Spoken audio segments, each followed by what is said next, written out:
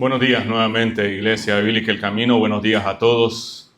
Quiero que oremos y pidamos al Señor que su palabra sea de bendición para nuestros corazones esta mañana y que todos podamos salir edificados, ¿no?, por su palabra esta mañana. Que no podamos salir iguales de este lugar. Oremos juntos. Padre, en el nombre de tu Hijo Jesús, nos acercamos, Señor, al trono de tu gracia. Y lo hacemos, Señor, con reverencia, pero con confianza, sabiendo, Señor, que conoces nuestras debilidades y necesidades.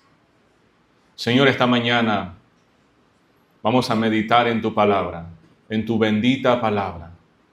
Señor, ilumina nuestros corazones, hazlos blandos, humildes, receptivos para poder atesorar la belleza de tu palabra, lo que ella nos enseña, Señor. Usa esta mañana tu palabra para instruirnos, para corregirnos, para guiarnos, Señor, a la verdad. Y que tu pueblo sea edificado por tu palabra, no la enseñanza de un hombre, sino tu palabra. Señor, te suplico personalmente que calles mis opiniones personales y uses solamente tu poderosa palabra para edificar a tu iglesia y todos los que estamos acá. Te lo suplicamos, Señor, en los méritos de Cristo Jesús. Amén. Amén. La semana pasada nosotros estábamos en el capítulo número 15 y miramos los primeros 35 versículos del libro de Hechos, que es el libro que estamos estudiando desde el año pasado. Nosotros encontramos en los primeros 5 versículos de ese capítulo número 15 un problema. El problema es que algunos judíos estaban enseñando y prácticamente exigiendo a los creyentes gentiles que ellos debían circuncidarse o practicar ciertos ritos de la ley mosaica para poder ser salvos, ¿verdad? Pero Pablo y Bernabé, por supuesto, se opusieron a esas demandas de estos creyentes judíos. Ellos se opusieron firmemente a esa enseñanza y llevaron la cuestión hasta los apóstoles, hasta los ancianos de la iglesia en Jerusalén. Bueno, en el versículo número 20 hasta el 21, nosotros vimos una discusión ahí en el concilio y tomaron una decisión. Pedro, Pablo, Bernabé, Santiago, ellos argumentaron que la salvación era por gracia solamente mediante la fe en Cristo, sin necesidad del cumplimiento estricto de la ley mosaica.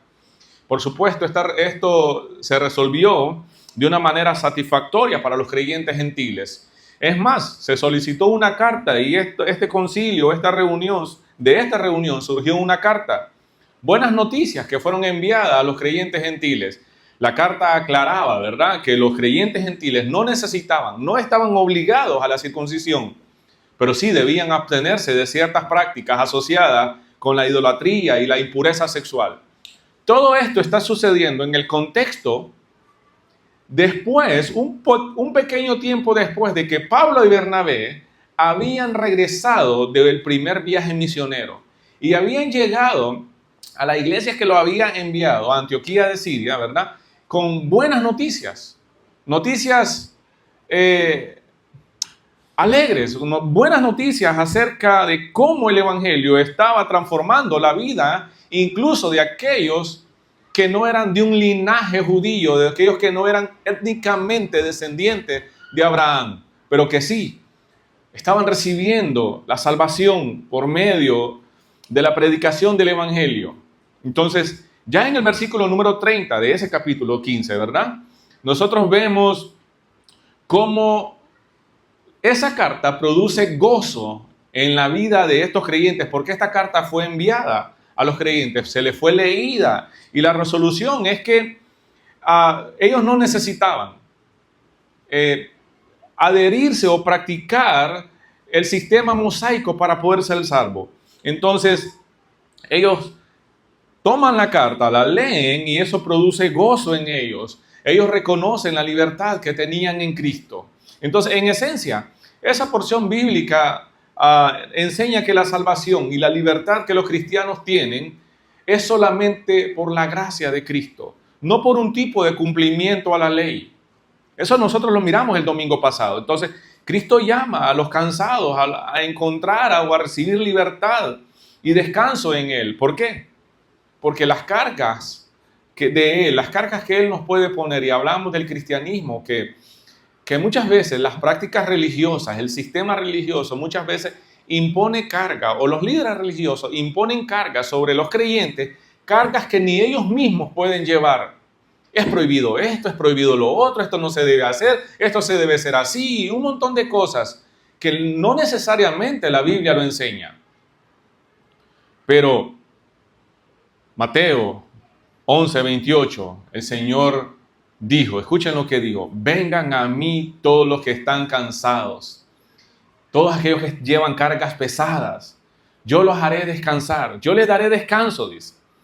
Pónganse mi yugo, déjenme enseñarles, porque yo soy humilde y tierno de corazón, y encontrarán descanso para el alma, pues mi yugo es fácil de llevar y la carga que yo les doy es liviana.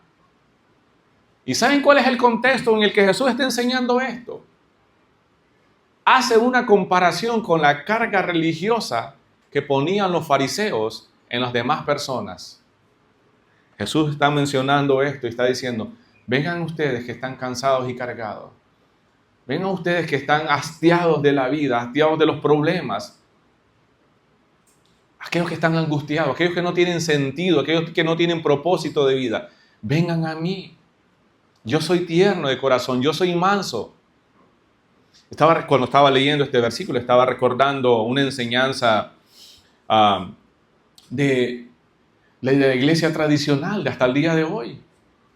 Que tenemos que ir a la mamá de Jesús, porque la mamá de Jesús sirve como una palanca, porque ella puede interceder ante nosotros y Jesús para poder decirle a Jesús: mira, él está necesitado, ella está necesitada.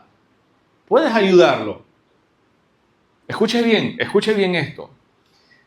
Cualquier persona que crea o practique esto está negando lo que Jesús mismo está diciendo, porque Él dice que Él es manso y humilde, es tierno de corazón. ¿Quién dice que yo no puedo ir a Jesús y poner mis preocupaciones, ir directamente a Él? Él no necesita una palanca para suavizarlo. Él es tierno de corazón. Él es humilde. Yo puedo ir ante Él. Yo no necesito otro intermediario o intermediaria para ir a Jesús, para presentar mis debilidades, mis cargas, mis problemas. Yo puedo ir directamente a Él. No necesitamos una palanca. Él es tierno y manso de corazón. Ahora cierren paréntesis, por favor. Y vamos a continuar en el capítulo número 15 con la lectura que nuestro hermano Ramiro hizo. No sé, pero no sé lo que usted cree si va a coincidir conmigo, pero pasa muy seguido. No sé si a usted le pasa lo mismo, que muchas veces nos encontramos con personas que piensan diferente a nosotros. Sí, entonces es bastante común, ¿no? Quizás en algún momento esa persona o esa manera de pensar de esa persona causa algún desacuerdo, y eso puede traer una ruptura de relación. Cuando no nos ponemos de acuerdo en un tema o en una decisión, suceden en los hogares, ¿sí o no? La palabra de Dios nos enseña y nos ofrece una visión diferente a ese concepto, que cuando dos personas piensan diferente o tienen diferente opinión, lo humanamente que sucede es que hay una ruptura, hay una división.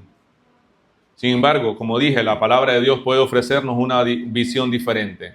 El pasaje de capítulo 15 de Hechos, del versículo 36 al 41, nos muestra que incluso los discípulos más fieles pueden diferir en sus decisiones. Y sin embargo, el propósito de Dios no solo se detiene, sino que avanza con poder. Entonces, eso es lo que vamos a ver hoy. Hoy vamos a ver que todo resulta de acuerdo al plan de Dios. Incluso cuando yo peco, no es que Dios, escuche bien, no es que Dios aprueba mi pecado. El pecado es horrible. No es que todas mis decisiones son buenas. Es que Todo resulta de acuerdo al plan de Dios. Incluso mis malas decisiones, tus malas decisiones, Dios las utiliza con propósitos eternos. Bueno, algunas veces Dios nos va a humillar. Dios va a permitir muchas veces, porque no somos robots, no somos programados para responder siempre sí, sí, sí, no, no, no. No, Dios nos creó a imagen y semejanza de Él, con intelecto, con emociones, con raciocinio,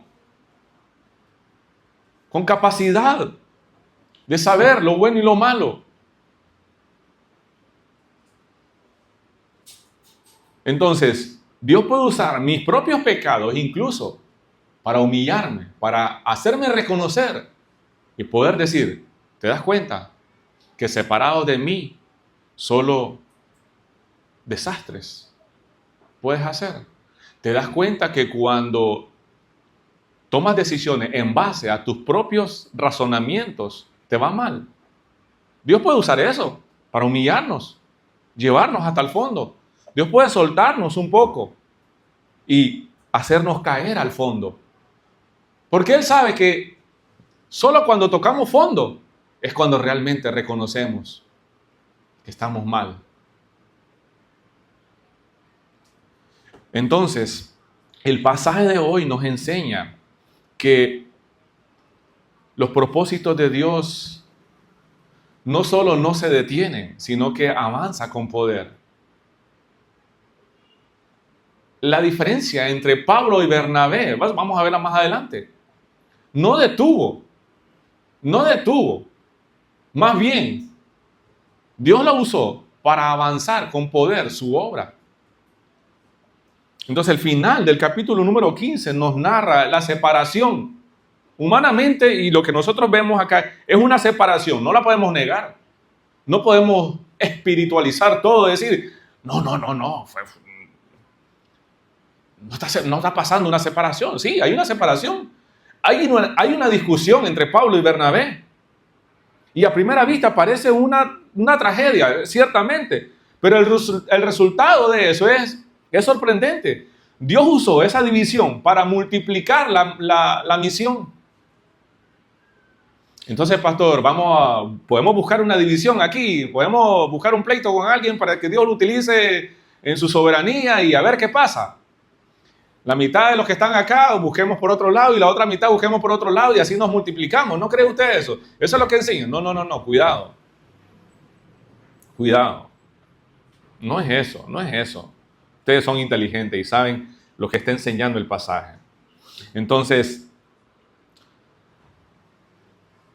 eso es lo que nosotros vemos acá, que Dios es tan soberano que incluso cuando las diferencias surgen dentro del pueblo fiel de Dios, esas diferencias son utilizadas por Él para cumplir su plan y sus propósitos. Y en este pasaje vemos un desacuerdo entre Pablo y Bernabé, pero también vemos cómo Dios multiplica su obra a través de esa división. Dios es soberano, incluso el Dios soberano incluso usa nuestras diferencias para cumplir sus propósitos eternos. Eso no está en pantalla, pero usted debe recordar esto. Dios es soberano que usa incluso nuestras diferencias para cumplir sus propósitos eternos. Las diferencias que existen en los matrimonios, Dios la utiliza para santificarnos. Mire, si usted no se ha casado y usted no está dispuesto a perdonar, no se case. Si usted no está casado y no piensa dar gracia inmerecida al otro pecador o pecadora, no se case. Si usted no está casado y no le gusta renunciar a sí mismo, no se case mejor. Porque en el matrimonio Dios va a usar las diferencias entre dos pecadores para santificarnos. ¿Quién va a usar eso? Dios. ¿Es bueno que hayan diferencias en el matrimonio? No estoy diciendo eso. ¿Es bueno que hayan discusiones? No, cuidado. No. Las diferencias, las discusiones solo son solo la evidencia que existen dos pecadores en el matrimonio y que esos pecadores necesitan ser tan santificados. Vamos a ver algunos principios del que el texto nos arroja, nos enseña, pero nuestras diferencias puestas en la mano de Dios, escuche bien, nuestras diferencias puestas en la mano del Señor pueden ser redimidas para cumplir su plan. Miremos algunos principios. El deseo misionero de Pablo, lo encontramos en el versículo 36. El deseo misionero. Después de un tiempo, Pablo le dijo a Bernabé, ¿después de un tiempo de qué? Después de que vinieron de su primer viaje, volvamos a visitar cada una de las ciudades donde ya antes predicamos la palabra del Señor para ver cómo andan los nuevos creyentes. Pablo no estaba conforme con solo evangelizar. Pablo quiere saber cómo están los creyentes. Quiere asegurarse de que estén firmes en la fe. Y este es un deseo pastoral. Eso refleja que su compromiso con el discipulado era real. No solo sembrar la semilla del evangelio, sino cultivar, cuidar la planta, ayudar a la planta a crecer de alguna manera, ¿verdad? Entonces, antes de concluir el primer viaje misionero, Pablo y Bernabé volvieron a Listra, Iconio y Antioquía. Ahí confirmaron y le dieron ánimo a los nuevos discípulos. Eso está en el capítulo 14. Usted lo puede encontrar. Ahora ya estamos en el 15. Pero si usted recuerda en el mapa el primer viaje misionero de Pablo, él hace una travesía primero por mar, ¿verdad? Embarcación. Luego desembarcan. Pero después, al regreso, ellos casi repiten la ruta. Casi regresan por el mismo lugar. Escuche lo que dice Hechos 14, 21 y 22. Después de predicar la buena noticia en Derbe y de hacer muchos discípulos, Pablo y Bernabé regresaron a Listra, Iconio y Antioquía de Pisidia, donde fortalecieron a los creyentes, los animaron a continuar en la fe y les recordaron que debemos sufrir muchas privaciones para entrar en el reino de Dios. Miren qué interesante. Ya habían pasado, ellos continuaron su viaje. Después regresaron por ahí mismo con el propósito de animar, de fortalecer a los nuevos creyentes para que continuaran en su fe. Y mire qué interesante lo que Pablo les enseña. Muy distinto a lo que hoy se conoce como la famosa teología de la prosperidad, que le enseña a la gente a amar el dinero y no amar a Cristo. Pablo le dice que, y les recordaron que debemos sufrir muchas privaciones para entrar al reino de Dios. No les recordaron, miren, ahora ustedes ya son cabeza, no cola. Ahora el Señor, ustedes son hijos de Dios. Ustedes no pueden ser pobres. Las deudas que ustedes tenían, el Señor se va a encargar y las va a pagar. No se preocupen. No. Les está enseñando y les está recordando que en la vida cristiana van a tener privaciones, van a encontrar sufrimientos, va a ser un poco difícil. No va a ser tan fácil a causa de la persecución, ¿verdad? A causa de su fe. No es que a causa de las restricciones religiosas y cosas así. No. El solo hecho de ser cristiano ya conlleva un reto. ¿Por qué? Porque vas en contra de la corriente. Vas como el pez el salmón, que va arriba, enfrentando un montón de dificultades para poder reproducirse. Entonces, eso mismo fue lo que le encargó Cristo resucitado a Pedro, cuando lo que Pablo está enseñando a los nuevos creyentes acá, cuando él van de regreso, es lo que Jesús mismo le dijo a Pedro, ya resucitado Cristo, ¿verdad? Eso está en Juan 21, del 15 al 17, cuando el Señor le preguntó, Pedro, ¿me amas? Pedro, ¿me amas? 3 veces. Y Pedro la tercera vez se puso triste y le dice, Señor, tú lo sabes todo. Y las 3 veces el Señor le dijo, en una de esas le dijo, alimenta, cuida, pastorea a mis ovejas, le dice el Señor. Y eso es lo que Pablo está haciendo. Ese es el trabajo de un pastor, de un líder espiritual. Cuidar, pastorear, alimentar con la palabra del Señor a las ovejas. En nuestro día vemos muchas campañas evangelísticas, pero ¿hay algún cuidado de los nuevos creyentes? ¿Se les da un discipulado? nos interesamos por cómo están. La iglesia no debe solo enfocarse en la cosecha, no, sino en el cultivo, en el cuidado.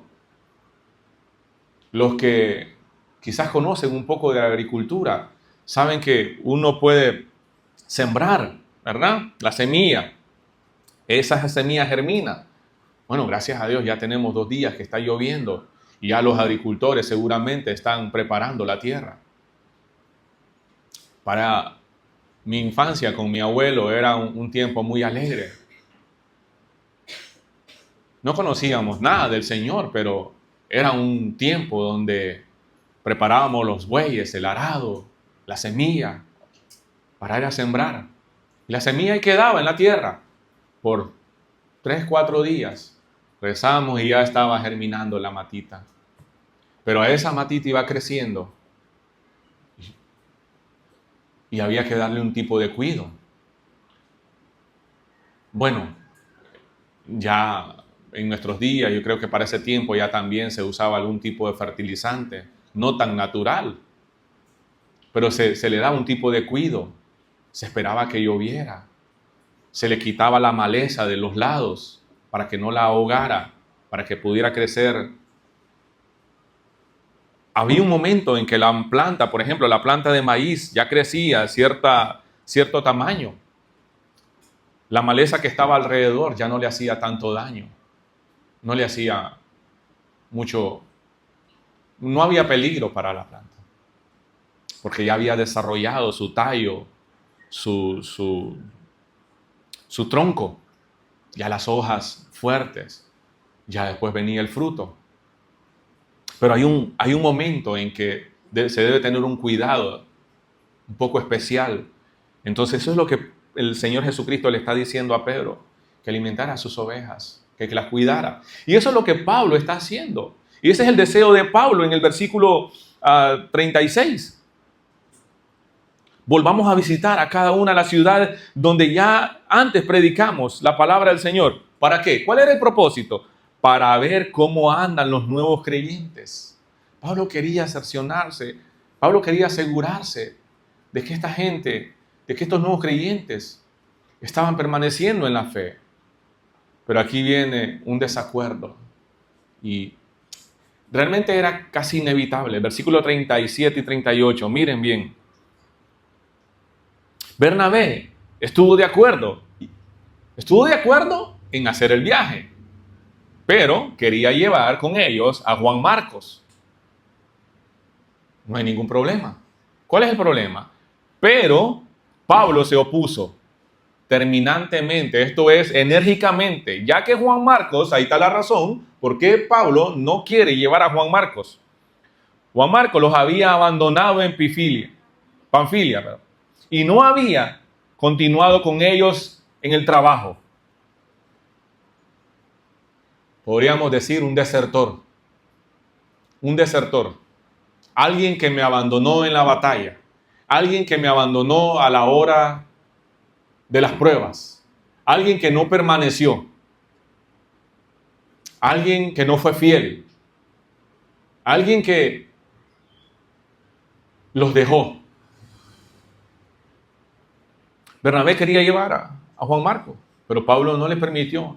No le pareció nada bueno la idea. Bueno, Pablo y Bernabé fueron compañeros de misión, pero tienen diferentes opiniones acerca de Juan Marcos. Bernabé, que significa consolador o hijo de consolación, eso significa su nombre, él quería dar otra oportunidad a Juan Marcos. Ya los había abandonado. ¿Cómo sabemos que lo había abandonado? El versículo 15 lo dice. Bueno, el capítulo 13 narra cuando Juan Marcos abandona a Pablo y a Bernabé en el primer viaje misionero. Ahora, Pablo, que era un estratega,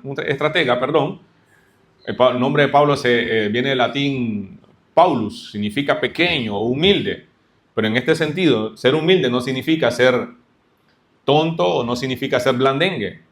Pablo buscaba confiabilidad, un compañero fiel, alguien a quien se le podía confiar la vida, alguien con quien uno puede compartir luchas, pesos, Encárgate de esto y yo me encargo de esto.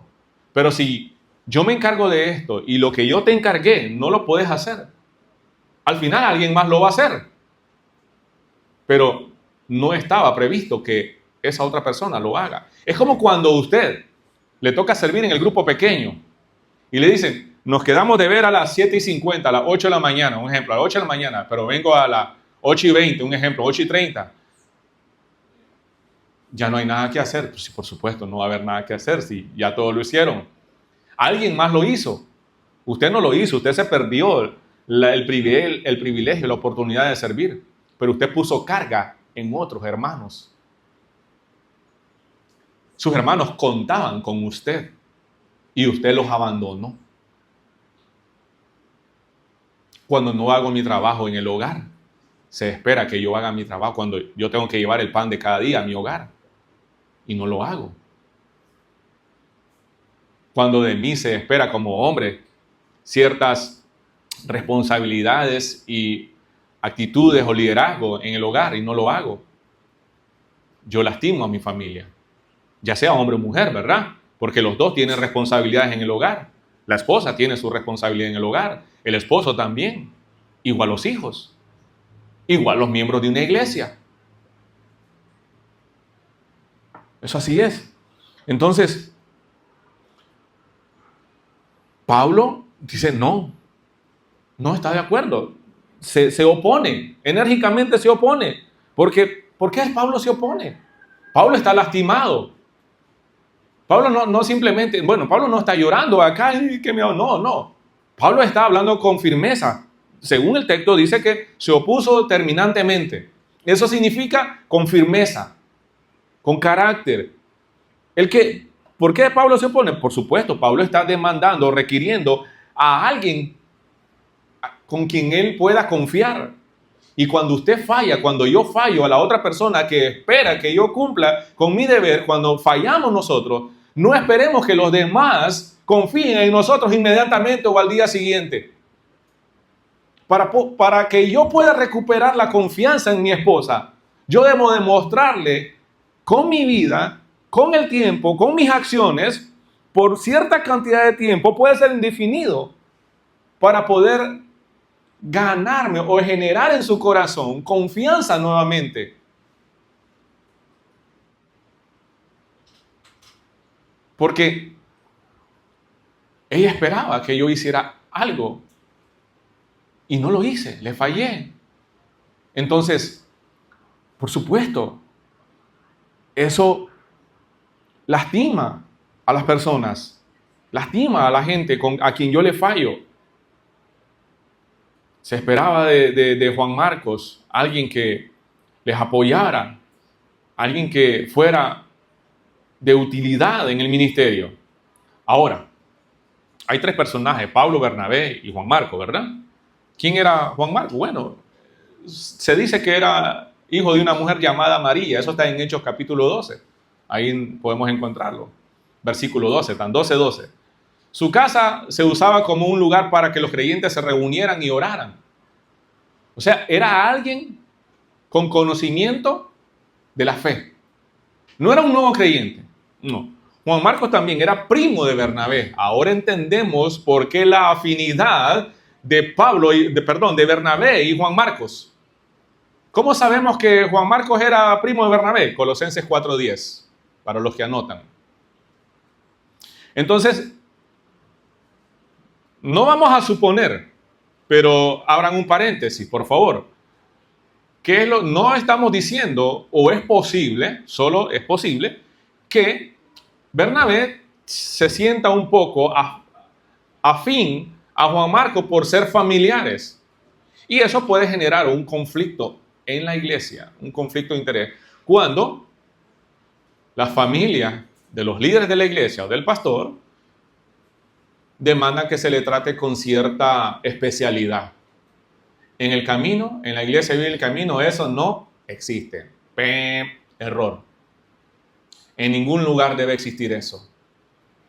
No debe existir.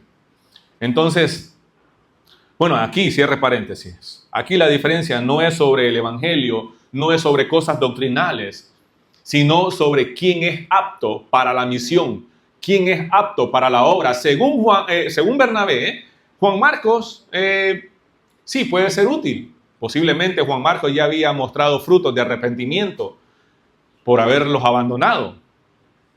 Según Pablo, tal vez Pablo quería enseñarle a Juan Marcos que las decisiones tienen consecuencias.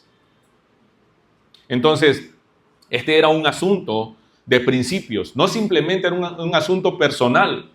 Pero es interesante porque más adelante, con el pasar del tiempo, parece que Juan Marcos y todos los que están involucrados aprendieron la lección. Y vamos a ver más adelante eso.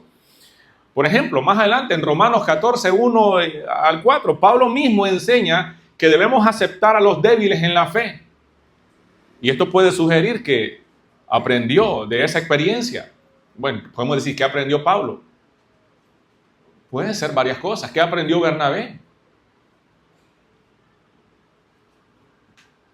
Bueno, cerca del final de su vida, el apóstol Pablo envía una solicitud a Timoteo desde la cárcel en Roma.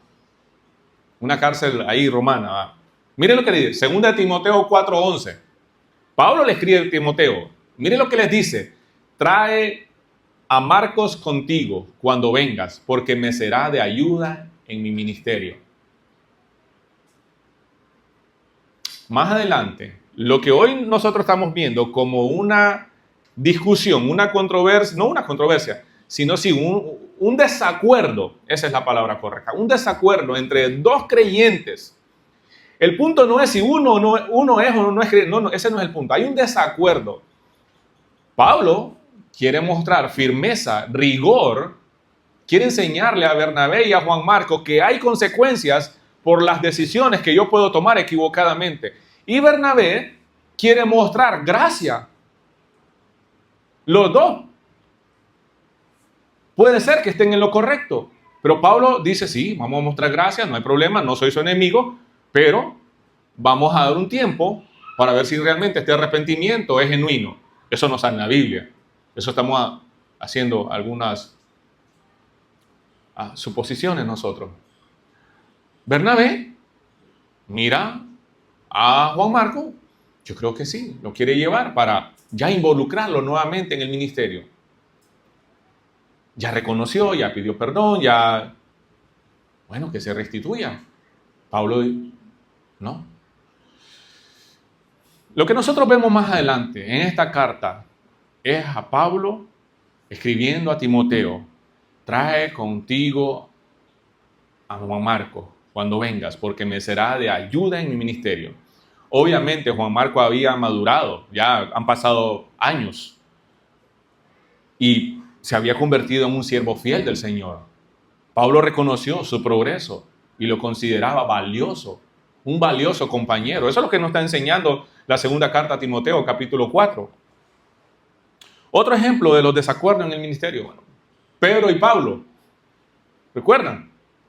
Pedro y Pablo tuvieron un desacuerdo. Eso está en Gálatas capítulo 2. El año pasado estudiamos esa carta, donde Pablo confronta a Pedro. ¿Por qué Pablo confronta a Pedro?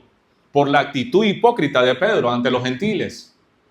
¿En serio, pastor? ¿Una actitud hipócrita de Pedro? Sí, sí. Cuando Pedro está comiendo, está en plática, está en un círculo de reunión con los creyentes gentiles, y cuando llegan unos creyentes judíos, Pedro lo que hace es hacerse a un lado. No quieren que sus compatriotas judíos los miren cerca de los gentiles. ¿Por qué? Ustedes saben por qué, ¿verdad? Porque para un judío, un gentil, no es más valioso que un perro. Pero ahora en Cristo no hay distinción. Todos somos uno. Entonces, Pablo confronta a Pedro por esa actitud hipócrita de Pedro. Pero más adelante miramos que ambos continuaron fieles a Cristo y al Evangelio. El punto es esto. No es que debemos andar buscando intencionalmente desacuerdos con otros creyentes. No es eso. Eso no es correcto. Eso es pecaminoso. Eso es pecado. No puedo justificar el hecho de que Dios puede, en su soberanía y según sus planes, convertir para bien lo que en inicio puede ser un pecado en mi vida. En un inicio puede ser un pecado en mi vida, pero Dios puede utilizar esa circunstancia para traer lecciones a mi propia vida o a los involucrados. Bueno, un ejemplo de eso fue el pecado de los hermanos de José, ¿recuerdan? Aunque Dios encaminó eso para la salvación de miles y para la santificación de José, porque era un jovencito malcriado, mimado. Eso no quita la realidad que el actuar de los hermanos de José fue pecaminoso. Engañaron a su papá, maltrataron a su hermano menor, mintieron. Pero todo eso Dios lo encaminó para bien. Los desacuerdos causan heridas, traen dolor, pero también debemos reconocer que hay diferentes perspectivas y puede que ambas sean legítimas. No estamos hablando de gustos, no estamos hablando de preferencias personales, no estamos hablando de caprichos, sino de reconocer que la otra persona también puede tener la razón.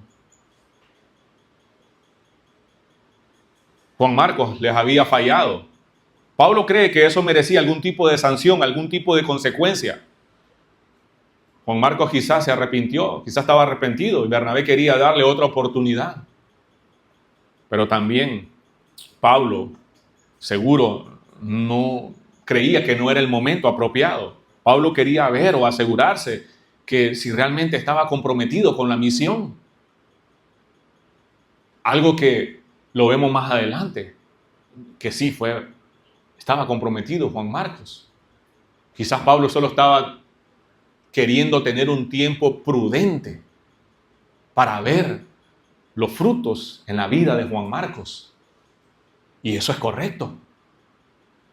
A Bernabé quizás ya había escuchado a Juan Marcos, porque la Biblia no lo narra, pero quizás, ¿verdad? Quizás, supongamos que había escuchado a Bernabé de la misma boca de Juan Marcos, que sí, hombre, no sé qué me pasó. Y tal vez Bernabé por eso quería llevarlo. No sabemos exactamente qué, pero posiblemente es. Y ese, el punto es que es posible que las dos perspectivas tengan cierto porcentaje de razón. Ahora, ¿cómo lo vemos en la vida, no tan actual, pero en la vida de los que sirven al Señor también? Aquí están hablando dos hombres, Pablo y Bernabé. Bueno, en los años 1500 también hubieron hombres que no estuvieron muy de acuerdo en muchas cosas. Un ejemplo de eso lo encontramos en los reformadores Martín Lutero y Juan Calvino. Compartían los fundamentos doctrinales como la justificación por la fe, la salvación por gracia, la depravación del ser humano. Ellos no lograron una unidad plena por diferencia sobre la cena del Señor. ¿Sabían ustedes eso? Estos que nosotros reconocemos como grandes hombres de la fe, también tienen sus fallas, también tienen sus errores. Pero aún así, ambos fueron instrumentos poderosos en la expansión de la reforma, en la expansión del evangelio. Y mostraron que la obra de Dios no se limita a nuestra armonía humana, no. En el ministerio podemos tener diferencias, pero no podemos caer en los pleitos. Lo importante es la madurez con que nosotros manejamos las diferencias. Esa es en el hogar, en la iglesia, en el ministerio. No debo imponer mi punto. No debo creer que yo tengo la razón absoluta. Miren, escuche bien. Madurez es cuando yo reconozco o me reconozco a mí mismo que existe la posibilidad de que yo esté equivocado. Sí, existe la posibilidad de que usted también esté equivocado. Comienzo a madurar cuando me hago esa pregunta. ¿Es posible que yo esté equivocado? ¿Existe la posibilidad que yo esté equivocado en este punto? ¿Puedo diferenciar entre lo esencial y lo discutible? Hay situaciones, hay diferencias que solo necesito dejar pasar. Y otras, por supuesto, que necesitamos abordarlas, confrontarlas. Pero ciertamente hay personas que son buenas para confrontar lo que deben dejar pasar. Y lo que deben dejar pasar lo confrontan. Y arman un pleito por eso. ¿Qué tipo de persona es usted?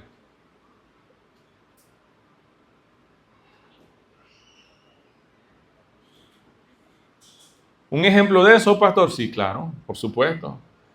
Algo que alguien dijo, por ejemplo, como una broma, una ofensa. Debo dejar pasar y confiar en la perfecta justicia de Dios.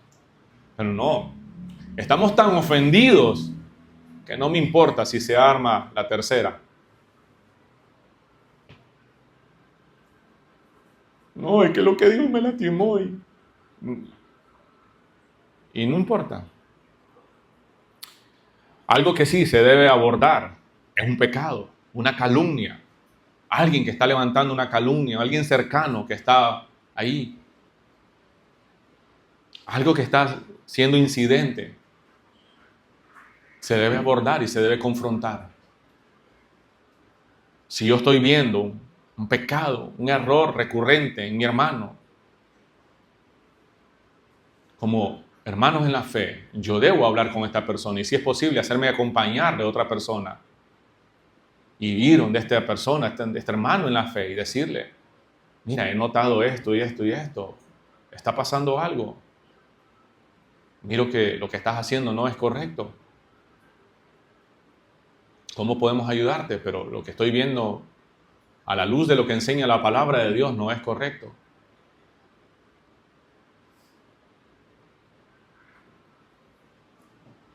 Hemos hablado, ¿verdad?, de que hay personas que quieren, y esto no es malo, escuche bien, hay una petición común en los registros de amistad, crecimiento espiritual, ¿no? ¿Cómo creen ustedes que Dios le va a hacer crecer espiritualmente? Si piden crecimiento espiritual, ¿cómo creen ustedes que Dios les va a dar crecimiento espiritual? Por medio de la santificación,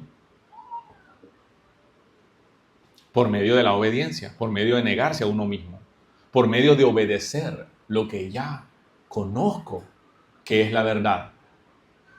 No me diga que usted necesita que se le enseñe que los domingos es el día del Señor. O si necesita que, pastor, es que se me olvida. Esa es otra cosa. Pero usted ya sabe que el domingo es el día del Señor y es donde su iglesia se reúne como un solo cuerpo para adorar a nuestro Señor. Yo no predico de vez en cuando. Y entonces, ¿por qué la gente o algunos vienen de vez en cuando? ¿Por qué? Escuche bien. ¿Por qué la semana siguiente alguien va a decir, pastor, miren, no pude venir, es que teníamos algunos meses de no visitar a algún familiar y nos fuimos a visitar al familiar? ¿Por qué no fuiste el jueves y viernes? Es que estaba trabajando. Al trabajo no puedo fallar, pero a la iglesia sí. ¿Se da cuenta? ¿Debo dejar pasar eso como creyente o debemos conversarlo, debemos confrontarlo, debemos hablarlo? Eso se tiene que hablar. Eso se tiene que hablar. ¿Se da cuenta? Entonces sí, en el ministerio y en la vida como creyentes podemos tener diferentes opiniones, diferentes maneras de pensar algunas cosas, pero algunas cosas se pueden y debo dejar pasar y como absorberlas, ¿verdad? Para negarme a mí mismo, para no demandar justicia y descansar en la justicia perfecta de Dios. Pero algunas otras en las que Dios me manda a hacer mi trabajo y a ayudar a mi hermano en la fe, debo confrontarla. Debo hablar con mi hermano, con mi hermana en la fe. Miremos el tercer punto. Bueno, no antes, pero sí, nuevamente lo que les quería decir es que las diferencias en el ministerio llegan. La diferencia en el ministerio llega. Entonces, ¿qué debemos hacer? Prepararnos. ¿Estás listo?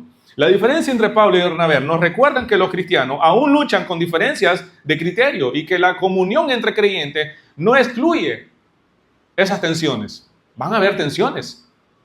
Es aquí, los unos con los otros, que aprendemos a amarnos, que ustedes aprenden a amar a algunos que son un poquito más difíciles. A algunos es fácil de amarles. A algunos otros somos un poquito más difíciles. Entonces la unidad no es una uniformidad. Dios puede usar las distintas personalidades para cumplir su voluntad en su iglesia. Ahora, no estoy hablando de doctrinas. Escuche bien, no estoy hablando de doctrinas en la iglesia. No estoy hablando de eso, tenga cuidado. El liderazgo de la iglesia tiene que estar consciente de creer, de abrazar la misma visión de la iglesia y ir en el mismo camino, en el mismo sentido. No podemos ir unos por aquí y otros por allá. No podemos decir, a mí me gustan las sillas, a otros les gustan las bancas. Eso es superficial.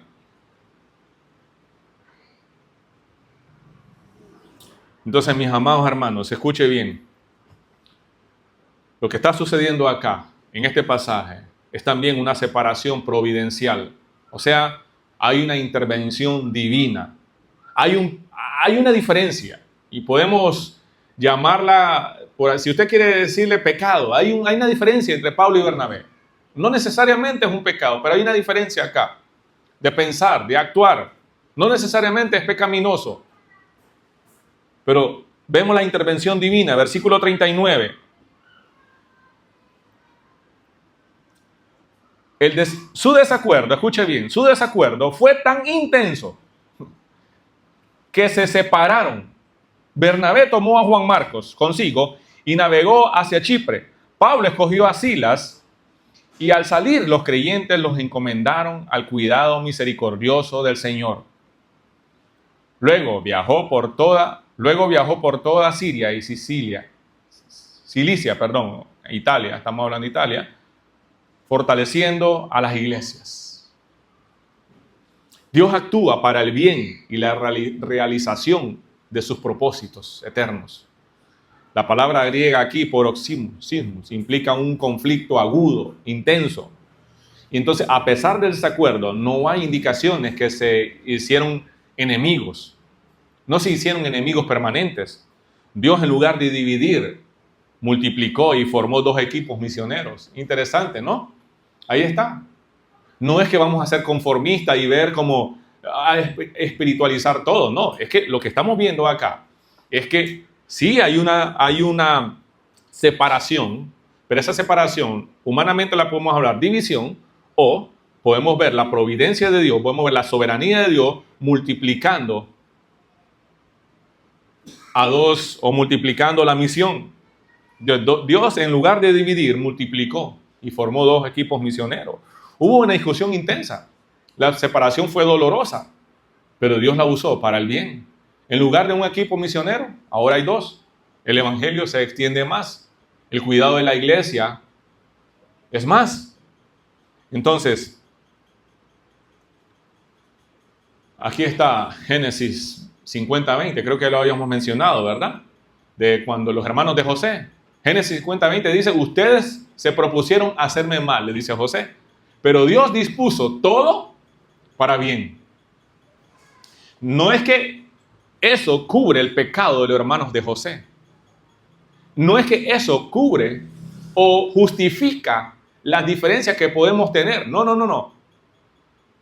Es que Dios usa eso incluso para cumplir sus propósitos. Pero yo debo arreglar y ponerme a cuentas con Dios por mis propios pecados. Entonces, por ejemplo, Isaías 55 dice que los caminos de Dios no son como los nuestros.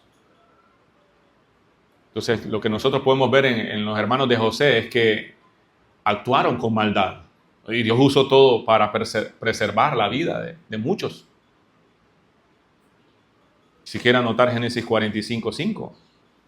Entonces, otra cosa que podemos ver, o otro ejemplo, es la rebeldía de Jonás.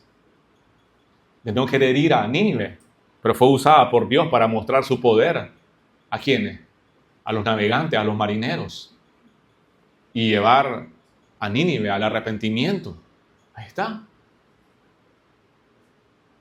Entonces escuchen, mis hermanos, Dios puede transformar divisiones humanas en crecimiento ministerial. Lo que hoy parece una pérdida, mañana puede ser una multiplicación. Pero el punto, recuerde, no es andar buscando divisiones, no es andar buscando diferentes opiniones. No. Si nosotros permanecemos fieles, Dios incluso usará los conflictos para bien. Pablo y Bernabé permanecieron fieles. Nadie dijo, bueno, andate vos pues. No. Cada uno tomó un lugar diferente, pero estaban comprometidos con la misión. Entonces podemos confiar en que Dios puede redimir nuestros fracasos y desacuerdos. No sé qué desacuerdos o con quién has tenido desacuerdo en los últimos meses, en los últimos días, semanas, pero Dios puede utilizar ese desacuerdo para tu propia santificación, para enseñarte pecados en tu propia vida y traerte el arrepentimiento, para reconocer que Dios es soberano, que Dios puede usar nuestros fracasos, nuestros desacuerdos, cuando somos humildes, ¿verdad? Y reconocemos también y permanecemos fieles, lo puede hacer todo eso para su gloria. Todo eso para su gloria. Entonces, la soberanía de Dios se ve incluso en aquellos conflictos humanos. No frustran su eterno plan. Esos conflictos humanos no frustran el plan eterno de Dios. Ahí se ve la soberanía de Dios. Nada escapa de sus decretos. En lugar de pensar que todo debe salir como nosotros esperamos, debemos descansar en que Dios gobierna sobre incluso nuestras decisiones imperfectas. No es que no voy a buscar la sabiduría de Dios para buscar la mejor decisión. Claro que sí. Pero una vez que reconocemos nuestras malas decisiones, es que podemos ver un poco más amplio el panorama y decir, ahora entiendo por qué Dios estaba permitiendo esta situación en mi vida. Ahora entiendo por qué el abandono de papá y de mamá, para enseñarme que solo Dios es fiel y que es verdadero cuando Él dice, aunque tu padre y tu madre te abandonen, yo no lo haré. Entonces, cuando suceden esas cosas, esos fracasos, esos desacuerdos en nuestras vidas, Dios puede usar eso para el bien de mi propia vida, para el bien del ministerio. Un pequeño golpe de Dios puede ser una gran muestra de amor de Dios. Escuche bien, un pequeño golpe de Dios a mi vida puede ser una gran muestra de su gran amor a mi vida. Porque Dios va a permitir algunas cosas difíciles en mi vida, pero va a ser por amor, para mostrarme lo que Él quiere hacer en mi vida también. Efesios capítulo 1, versículo 11, enseña poderosamente que Dios hace que todas las cosas resulten de acuerdo con su plan. ¿Quién hace que las cosas resulten de acuerdo a su plan? Dios. ¿Qué hace Dios? Que algunas cosas, no, que todas las cosas resulten de acuerdo a su plan. Por último, nosotros vemos ahí una misión fortalecida. Dios comienza la obra y Él mismo la va a perfeccionar. Versículo 40 y 41. Ya lo leímos. Entonces, no solo Dios reemplaza a Bernabé con Silas, sino que también fortalece la misión. ¿Por qué? Porque Silas era un profeta. Eso lo miramos en Hechos capítulo 15, versículo 32. Silas era un ciudadano romano. Eso lo miramos en capítulo 16 de Hechos. Un colaborador fiel de Pablo. Y esas características o esas cualidades de Silas fueron de gran apoyo para Pablo. Como profeta podía proclamar la palabra de Dios con autoridad. Como ciudadano romano tenía ciertos privilegios, igual que Pablo. Y eso les daba, por supuesto, un paso más adelante en la misión. Les ayudaba. Era un líder respetado en la congregación. Entonces, Pablo ya no está con Bernabé, ahora está con Silas. Y de cierta forma, Dios provee a Pablo a alguien con estas cualidades como Silas. Ciudadano romano, un profeta, un líder respetado en la iglesia. Decimos que Bernabé, desechamos a Bernabé y a Juan Marcos. No. Para nada.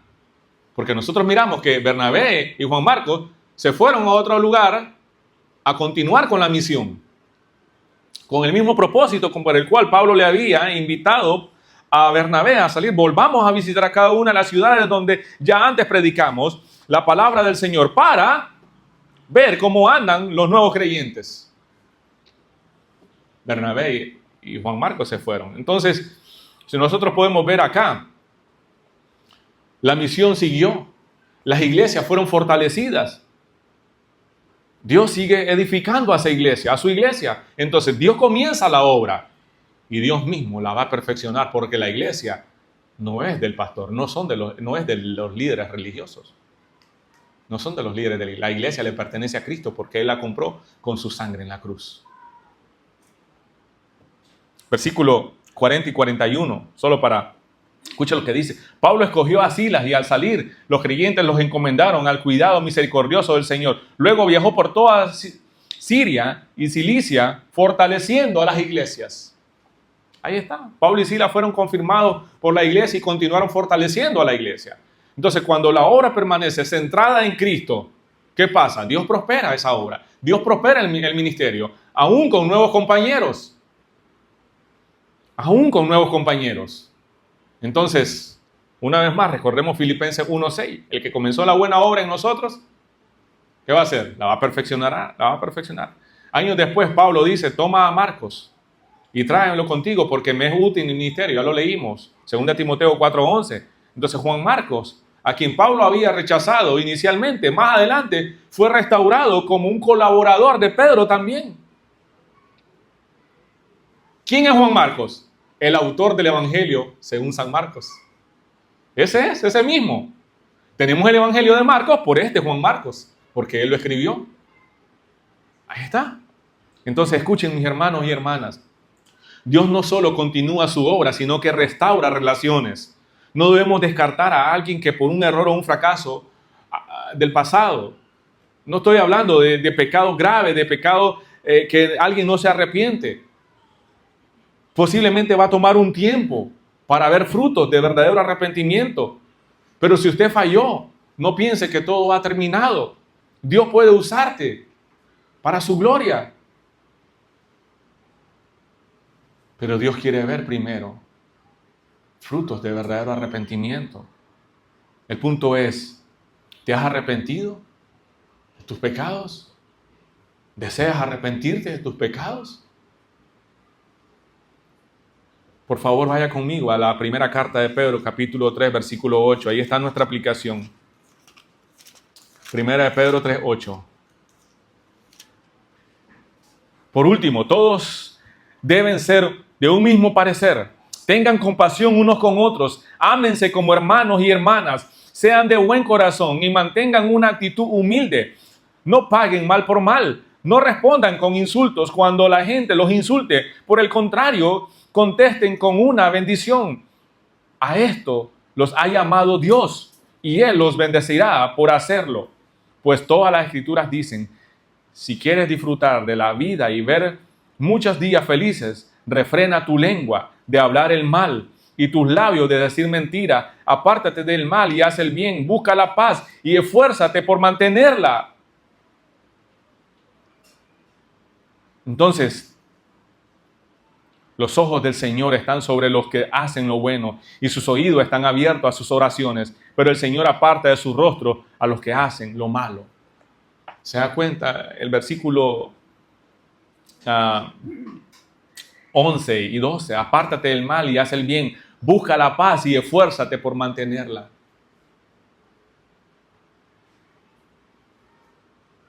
Dios es soberano y Él actúa incluso en medio del desacuerdo.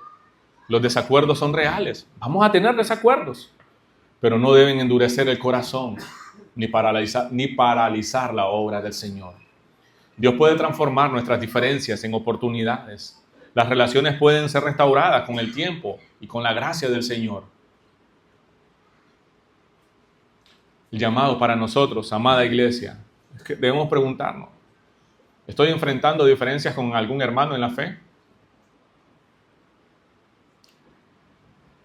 ¿Has decepcionado a alguien como lo hizo Juan Marcos? ¿Quién eres? ¿Pablo, Bernabé o Juan Marcos? ¿Quién eres? Hoy en día, hoy es el día para rendir tus relaciones al Señor. Hoy es el día que debes desconfiar en su soberanía y seguir adelante, arrepentirte de tus pecados y ver más allá, Dios. El Señor no deja edificar su iglesia, ni siquiera cuando nosotros fallamos. El punto es que cuando creemos que somos imprescindibles, cuando creemos que si no lo hago yo, nadie más. Yo estoy predicando acá el próximo domingo. Si Dios quiere quitarme, me va a quitar de acá. Punto. No siempre y nunca se debe buscar un desacuerdo. Escuche bien, porque eso no fue la enseñanza. No buscamos un desacuerdo para ver la soberanía de Dios, para que Dios nos multiplique, pues no siempre. No, y nunca se debe buscar un desacuerdo para ver la soberanía de Dios actuar. No, más bien, nuestro llamado es esforzarnos para ser de un mismo sentir. Nuestro llamado es procurar estar unidos en intención y propósito como iglesia, en nuestros hogares también. Ese es el llamado de Dios. Eso es lo que nos está enseñando este texto. Pero debemos preguntarnos, ¿soy como Juan Marcos? ¿He lastimado a alguien? ¿He abandonado a alguien? ¿Le he fallado a alguien? ¿Qué necesito hacer? Arrepentirme. ¿Soy como Pablo, que quiere hacer sentir la disciplina, el rigor, y necesito dar un poco más de gracia? ¿O soy como Bernabé, que soy demasiado gracia y necesito más rigor, mostrar más rigor? ¿Cómo soy?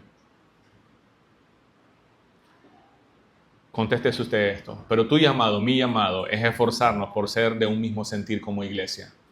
Nuestro llamado es procurar estar unidos en intención y propósito. ¿Cómo lo vas a hacer? Siendo fiel a Cristo. Reconociendo que todas las cosas cooperan para el bien o según el plan que Dios tiene. Oremos. Padre, gracias por este día, Señor. Gracias por esta mañana. Gracias por tu palabra, Señor. Por recordarnos, Señor, que somos imperfectos, que somos pecadores, que tú eres un Dios soberano, que incluso usas nuestras fallas, nuestros fracasos, nuestros pecados, lo encaminas para el bien de tu obra y para tu gloria, Señor. Eso no quita nuestra maldad, eso no quita, Señor, que somos responsables de nuestros propios pecados. Ayúdanos a ver, Señor, en qué estamos fallando. Ayúdanos, Señor, a ver si hemos defraudado a alguien como lo hizo Juan Marcos, y ponernos a cuenta con alguien o a quienes hemos defraudado. Y restáuranos, Señor, como lo hiciste con Juan Marcos también, para el bien de tu obra, para el bien de tu reino, para el bien de tu iglesia y para tu gloria. Te lo suplicamos, Señor, en los méritos de Cristo Jesús. Amén. Amén. Que el Señor les bendiga a todos mis amados hermanos.